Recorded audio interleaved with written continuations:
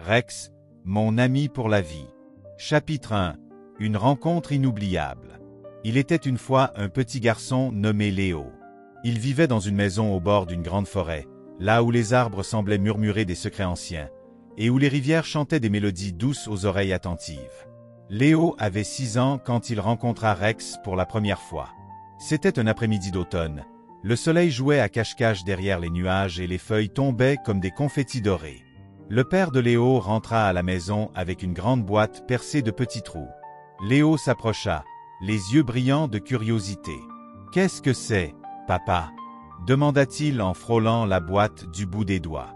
Son père ouvrit doucement la porte de la boîte et, d'un bond, un petit chiot en sortit, tout tremblant. C'était un berger allemand, aux oreilles trop grandes pour sa tête et aux yeux doux comme du miel. « Il s'appelle Rex, » dit son père. « Il est à toi, Léo. » À ce moment précis, le monde entier sembla s'arrêter. Léo s'agenouilla, tendit la main, et Rex la lécha timidement. Ce fut le début d'une amitié éternelle. Chapitre 2. Un compagnon hors du commun. Rex ne tarda pas à devenir le cœur de la maison. Il courait après les papillons, mordillait les chaussettes, et adorait creuser dans le jardin pour y cacher ses trésors, souvent des os, parfois des chaussons, et une fois, même la montre du grand-père. Mais ce que Léo aimait le plus, c'étaient les soirs d'hiver. Quand le vent hurlait dehors et que la pluie tapait aux carreaux, Léo se pelotonnait contre Rex. Il posait sa tête sur le flanc chaud du chien, qui respirait lentement comme un tambour apaisant. Rex devenait alors son oreiller vivant, son doudou, son monde entier. Ils jouaient ensemble, parlaient en secret du moins. Léo parlait, et Rex écoutait avec attention. Il devenait son confident, son protecteur, son frère silencieux. Chapitre 3. Les grandes aventures de Léo et Rex. Ils inventèrent des jeux incroyables. Ils construisaient des cabanes dans les arbres, exploraient les coins perdus de la forêt, et faisaient semblant d'être des chevaliers affrontant des dragons.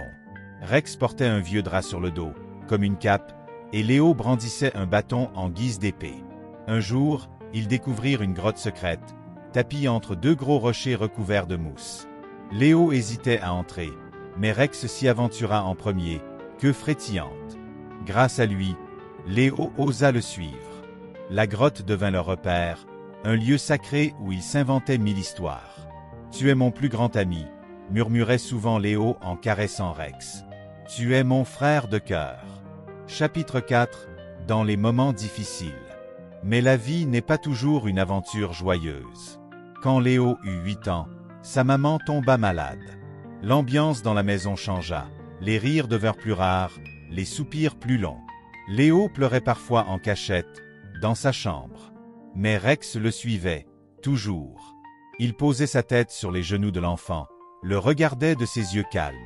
Il ne parlait pas, mais Léo sentait qu'il comprenait tout. Une nuit, alors que Léo n'arrivait pas à dormir, il se blottit contre Rex et dit « Promets-moi que tu ne me laisseras jamais. » Rex ne répondit pas, bien sûr, mais il poussa un petit gémissement et lécha la joue de son maître. C'était une promesse silencieuse, mais puissante. Chapitre 5. Les années passent. Léo grandissait, et Rex vieillissait.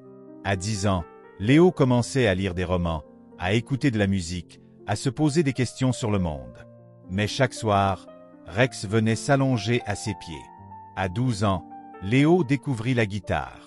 Il jouait des airs maladroits dans sa chambre. Et parfois, il chantait pour Rex, qui remuait doucement la queue. À 15 ans, Léo vécut son premier chagrin d'amour. Il se réfugia, comme toujours, auprès de son vieux compagnon. Rex n'était plus aussi vif qu'avant, mais il écoutait, toujours, et restait là, inébranlable. Chapitre 6. Le dernier hiver. Rex devint lent. Il ne courait plus, il marchait doucement, avec précaution. Ses yeux devenaient troubles, et ses poils grisonnaient. Mais Léo, désormais jeune adulte, le portait parfois dans ses bras comme un bébé. Il lui racontait ses projets, ses rêves, ses doutes. « Tu sais, Rex, je vais peut-être partir étudier loin. Mais je reviendrai toujours te voir. Tu es ma maison. » Un soir d'hiver, alors que la neige tombait en silence, Rex s'endormit pour la dernière fois. Il avait 16 ans. Léo en avait 22. Chapitre 7. Le vide et la mémoire. Léo resta longtemps assis à côté de Rex. Il pleura comme un enfant. Pas parce qu'il était faible, mais parce qu'il avait aimé profondément. « Tu m'as tout donné, Rex. Tu as été là quand j'avais besoin de toi. Tu as été mon enfance, mon refuge, mon rire et mon silence. » Il l'enterra sous le grand chêne derrière la maison, là où ils avaient souvent joué ensemble. Il y planta un petit rosier blanc, qu'il arrosait chaque semaine. Chapitre 8. Les souvenirs ne meurent jamais. Les années passèrent. Léo devint adulte, puis papa à son tour. Un jour, sa petite fille, Emma, lui demanda « Papa, c'est qui le chien sur la photo dans le cadre ?» Léo sourit. Il prit Emma sur ses genoux et dit « C'est Rex, mon plus vieil ami. Je vais te raconter son histoire. » Et il raconta tout. Le chiot, les cabanes, les grottes, les soirs d'hiver, les joies, les peines, et le grand amour silencieux d'un chien pour son petit humain.